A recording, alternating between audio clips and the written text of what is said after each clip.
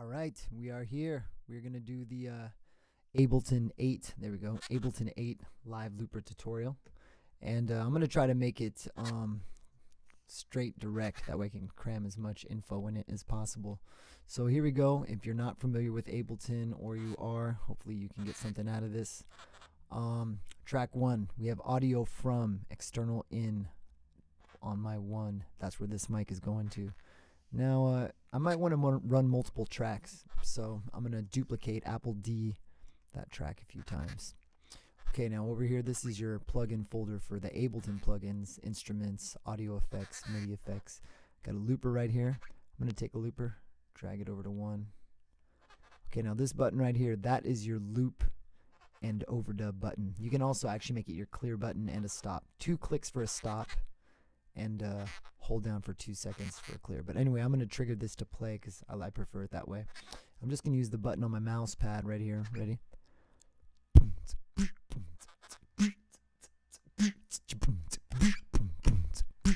Now it's overdubbing. Now if I want to overdub the bird, I'll hit it again.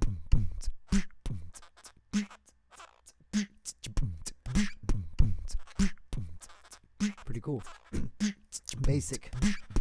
And that's how you get a loop going. Now over here on A, I'm just going to even get rid of it just so you can see what I'm about to do. I'm going to take a reverb. I'm going to drag it over to the A return.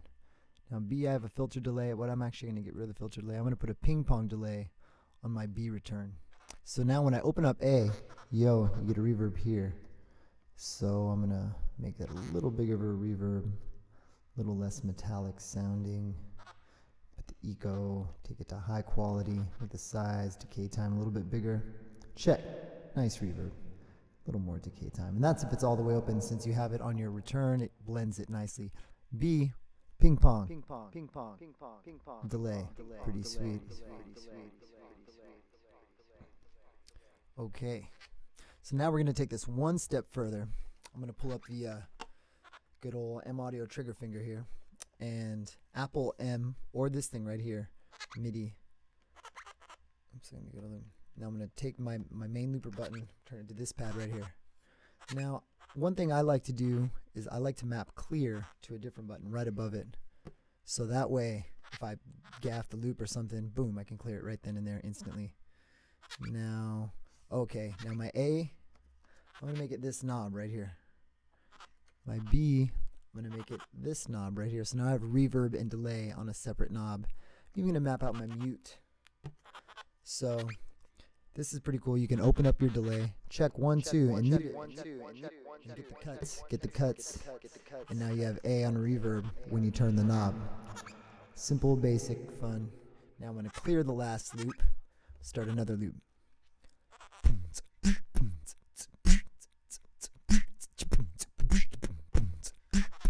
Now we can add a bass or something.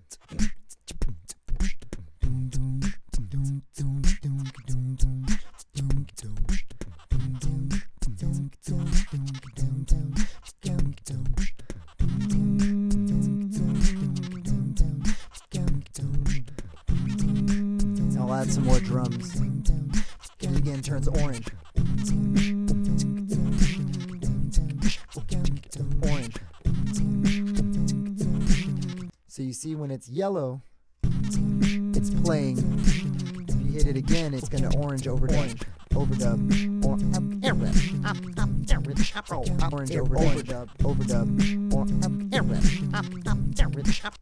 Okay, so that's basically, and I'm going to get rid of that. This button clears it.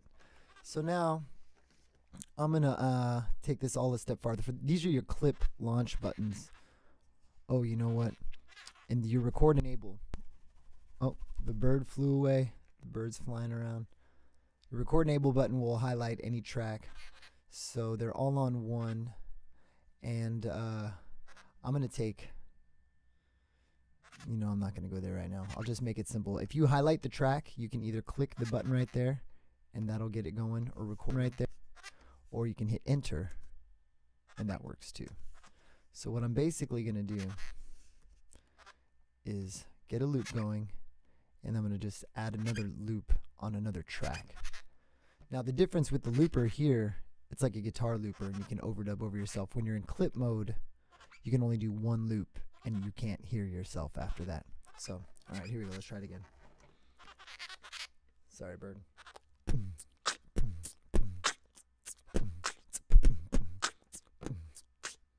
Oops.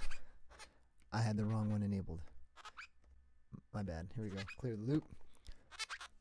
You got to hit stop too. If this play button is on, it's not going to loop properly. It's going to loop to what's already going on. So make sure that's stopped when you go to loop.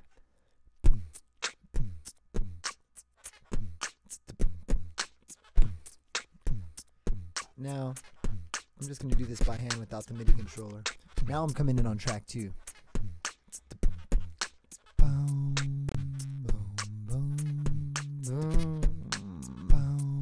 I can add.